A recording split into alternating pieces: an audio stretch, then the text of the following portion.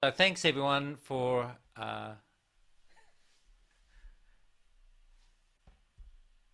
there's a reason I've got this introduction slide. uh, yeah, so welcome to the April virtual meeting 2022. Um, Not a big night tonight. We don't have a special speaker. We've just got a few little housekeeping things. Oh, what's in the list of the? I hadn't shown the slide showing all the things. Okay. Um, Yeah, so we've just got a bit of housekeeping presentation on the association business, what's been going on, and then our feature, which is about Apollo 16, 50 years on, and that's pretty much it. So then we can hand it off to have a chat.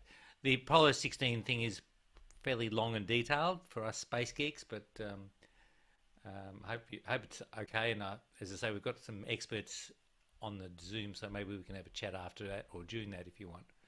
So one of the things we did, we sent an email out to invitation to members, Space Association members, to go and visit the Melbourne Space Laboratory, which we did last week, April 11th.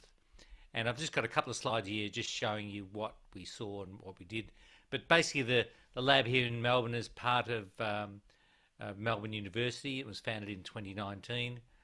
And it's designed to be an outreach for the university and the students and the academics there to be engaged with industry, with other international groups, and also with the students, of course. We were granted access to the Melbourne Space Laboratory. It's at Melbourne University in the School of Physics. And we got an update from Simon Barraclough, who's a technical director of thermal engineering on their Spirit and Skyhopper project. So he's very experienced. For those people that attended or were on our virtual meeting, I think it was September of last year, Simon gave a detailed presentation on their activities at the lab and their Spirit and Skyhopper projects. And so there's actually a recording on YouTube on the Space Association YouTube channel if you want to go back and watch that. We're very excited by the fact that we've got an actual space laboratory and people doing stuff in space here in Melbourne. And their project, Spirit, is a 6-unit nanosatellite. And it's in partnership with, obviously, University of Melbourne, Innovor Technologies, Nova Systems, Citadel Australia, and it's also been funded by the Australian Space Agency. So it's a serious project. And we went to the lab, and Simon gave us a bit of a description of the Spirit satellite. He had just returned from South Australia, where he was there with the flight hardware that was being undertaking some testing at the labs over in South Australia. Once again, it's in partnership with the Australian Space Agency and those other industrial partners. So it's hardware that's getting ready to go. So this is an engineering test piece that is in the laboratory here in Melbourne. And that's used for testing all the buses and the mechanical connections and the various hinges, etc., that run the heat dissipation and systems on the satellite. So it's quite a sophisticated bit of kit, and it's going to be fantastic to see it go up. So that's called Spirit. It's the Space Industry Responsive Intelligent Thermal Satellite, and it's got a partnership. It's got an instrument on board from the Italian Space Agency, and so what they're doing there, along with other, it's also got a test thruster from what's his name? Newman Space. It's going to fly on this as well, so that's going to be run there. So that's an electronic thruster, and there's some really cool stuff they're doing to monitor its performance on the spacecraft itself. And that spacecraft, Spirit, is due to go up later this year. They also talked about Skyhopper, which is this concept, which is a 12U satellite, and this looks really exciting as well. It's a rapid response infrared telescope in a CubeSat. It'll be the first CubeSat to carry out cryogenic infrared observations in space. And so they gave us quite a detailed explanation on what that's going to be hopefully doing and how it's going to work, including some communications between other satellites using the European sort of equivalent of Starlink. So it's pretty interesting. So this is the Spirit satellite. You saw the engineering model there before. So it's a 12U satellite. As I say, it's getting very close to being finalised, finished off. The sort of the blue square on the yellow side of the satellite there is that Italian, excuse me, that Italian experiment that's flying on board, and there's a whole bunch of other things, including the thruster we talked about as well. Now, the interesting thing about this is that in the lead up and following the discussion of the presentation that Simon gave us last year, he talked about the fact that they are very much focused on engaging the public, engaging students, engaging academia, engaging industry, and we were speaking with him about what would be the possibility of an organisation such as the Space Association to be perhaps in some way involved to help fund some of their activities. And he was very open to that. Obviously, any funding is good funding. On the flip side of that, the association itself, and we'll talk about this at the AGM, has accumulated a modest amount of funds, basically by good management, reducing our costs, and growing our membership. And so that means that it's a possibility that we could see something like this one day. Perhaps an Space Association experiment or part thereof flying in space on a CubeSat or something like that. So there's lots of possibilities. Basically, there's a continual, I mean, this is just the Melbourne Space Laboratory. There are other suppliers and operations around the country, but the Melbourne Space Laboratory is the one that's nearby to our group here, and we've been talking with them about how they work and the fact that students do have ideas that they would like to pursue, and if they have some funding to help them do that, that would make it a reality potentially. So I personally would like this idea. I think it's something that we could think about as a group, and that's about as much as I'll say at this point. I guess leading into that, and for the general operation of the group, we have talked about this survey that we've almost finalised, I think. We've got the content all built up, and the committee's looked at all the questions and the requests for people to submit. So that's almost done. I think pretty much after this meeting, in the next few days, we'll be sending that out to our members. And it's a pretty easy thing. You can go in there, tap in a few drop downs, etc. There's free content, free text content there. You can you enter in your thoughts and ideas, etc., about what that about what we're doing, what we should be doing, what we shouldn't be doing, and what we're doing well and not doing well. So please, if you do get that survey sent to you, if you're a member, please do take the time to have a look at it. Give us some feedback, give us some ideas, give us some information about what you think. If you think we should send something in space, let us know. I think it'd be great. I've got on that slide the AGM in April. That's actually now that's moved to May, so I've got a slide later on that talks about that. So yeah, we'll be having it in May. We do have to have it by May. I think that's the last possible time that we can have it in our sort of year of the association. For those who are not familiar, we are a member-only member group, and we run by basically non-profit memberships, etc., to do all the things we do. And if you're not a member, we'd love you to join. If you are, thanks. And if your membership's lapsed, we'd love you to renew. And you can do that at the website there. And once again, our meetings, tonight's virtual because it is Anzac Day and we just weren't sure what was going on and we didn't want to fall through the floor, but the floor's been fixed, so we will not be falling through the floor next month. And so the meetings will be fourth Monday of the month, as per usual. May 23rd will be that next meeting. And for that meeting, we will have a gentleman from Hypersonics coming in virtually, but doing a presentation on their project up there from Queensland, right, in Brisbane. So looking very interesting.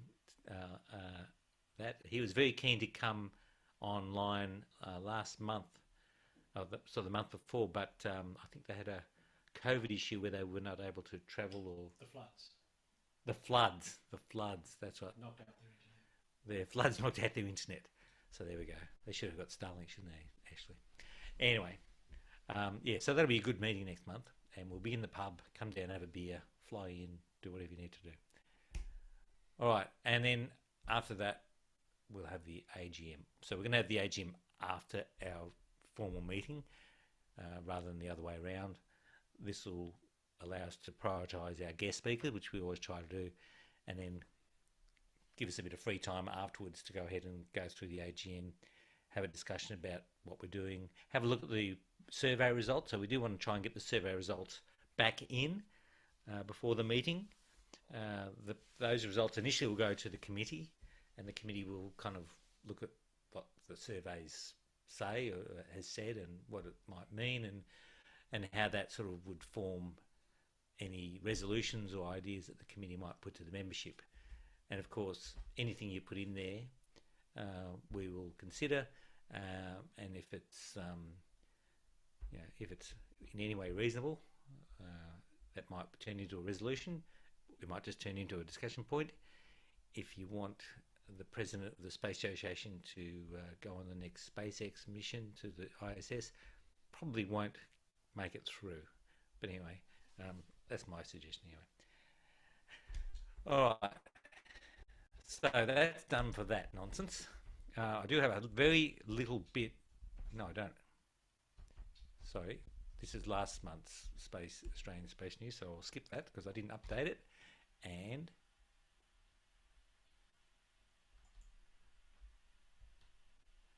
we'll go straight to here. All right, so I've just got a couple of slides for global space news. Astrobotic lander is on track for a launch later this year. It's part of the NASA's Commercial Lunar Lander Payload Services program. The Peregrine lander will go to the moon on the first ULA Vulcan Centaur rocket in late 2022. So, yeah, okay, well, we'll see how that goes. Hopefully that will get off and it'll get up there. The Astrobotic will carry both NASA payloads as well as commercial payloads, and 7 countries, including US, will have payloads on the lander. I don't know whether Australia, I haven't heard whether Australia's got anything on there. I haven't heard anything about that, but that would be nice if we did. So yeah, that's good. More stuff going up to the moon. Good luck with the ULA Vulcan. The ULA again, they begin stacking their Saturn Atlas V for the Boeing Starliner test flight, as people might recall. The Starliner is Boeing's commercial crew transport vehicle for NASA, for the National Commercial Crew Program. The flight will be called OFT-2, and it's a redo of an unpiloted test that they did in 2019, but it was cut short by software problems. It didn't make it to the ISS. It almost had a in-space disaster, but they had to modify it, had an abbreviated mission, got it back down. So they found several hardware and software issues, and they readied for a second attempt in August of last year, that's 2021. It actually rolled the whole stack out to the pad, but test reveals that there were stuck valves in the propulsion system of the Starliner. So they rolled it back in and destacked everything. So now they've put it together, fixed it, hopefully, stacking a new launch vehicle, and hopefully going to get that off.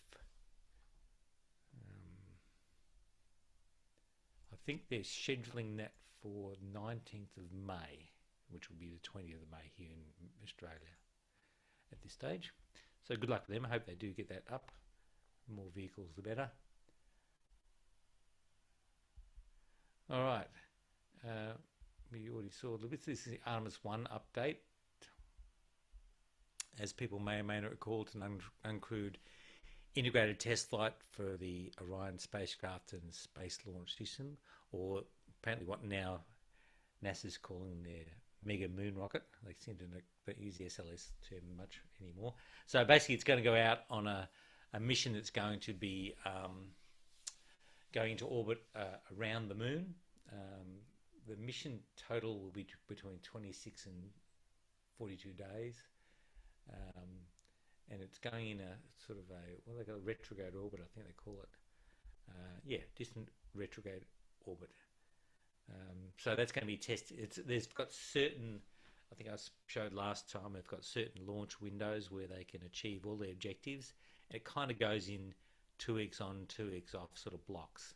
And I think the next slide's, or a couple of slides later, I've got those blocks. So anyway, they did roll it out to the pad. I think last meeting we talked about them about to do that, which they did. So they got out to the pad, started doing the wet dress rehearsal, started the cryogenic loading and found some problems. They stopped, they recycled, they did a few changes, I think they fixed the leak, tried again a few days later, had more problems, and they had another leak in a supply line at the pad, and there's also one in the upper stage. So they weren't able to complete all of the objectives. However, they completed a number of them, but they felt that they wanted to bring it into the VAB again and actually fix all those things. So there was 3 options they were talking about doing: rolling it back in, doing a quick and dirty fix of some of the easy access problems, going back out and trying again, or coming back in, doing a much more in-depth, detailed fix of all the things they could identify, rolling back out, coming back to the VAB again in both cases, and then doing their, I think it's the batteries for the termination system and other things, then going out to the pad for the final time, hopefully, for the launch. And then the third option was come back in, do all the detailed work that they need to do all the preparations for an actual launch, roll it back out, sit on the pad, do the wet dress rehearsal, and then do the actual launch. I think they've opted for option 2, the second one. They'll be rolling out, doing the test, rolling back, adjusting it for the launch, going back out again. Anyway, at this stage, they're rolling back in on the 26th of April, middle of next week. Who knows what? So when they're in the VAB, work will attempt to fix up these hydrogen leaks, and they will also evaluate all the other work that might need to be done. And basically, they will look at the whole picture and find out what they want to do with regard to those plans that I just spoke about. If they do get the thing off in time, if they do get it off in a sort of reasonably timely fashion, they're talking about having 2024 Artemis 2, which is a crewed lunar flyby. They won't land, and then 2025 Artemis 3 will be a landing. However, at this stage, as we sit here in April 2022, we haven't actually got a lander that's really in a very solid state of existence, so they need to get their skates on. After the Artemis 3 landing, there won't be another one for more than 3 years, and they'll be theoretically constructing the Lunar Gateway. 4 more landings are planned between 2028 and 2031. I wouldn't be booking tickets for those ones yet. Okay, I spoke before about the launch windows. This is a graphic. It's from last year, so it's a little bit out of date, and it doesn't go into August. But these kind of give you indication of the available launch dates. So the dark green ones are for the long class 38 to 42 day missions, which to achieve all the objectives. The light green ones are the shorter 26 to 28 day missions, but still be able to achieve all the objectives. The red ones are the SLS will be available, but the Orion will have constraints on it, so they won't achieve all their objectives. So obviously we're in April now. They're going to be rolling back, so May's out. They've got a fair bit of work to do. They've got to roll out and do another test and then go back in again. So probably June is out. So we're probably looking at the June 29 to July 12, which I'm hoping for, because I've actually got leave during that period and I'm hoping to go over and watch the damn thing. But other people are indicating it's probably going to be more in the August time frame. So there we go. So we'll see. Once again, don't hold your breath. All right, so that's it on the international news.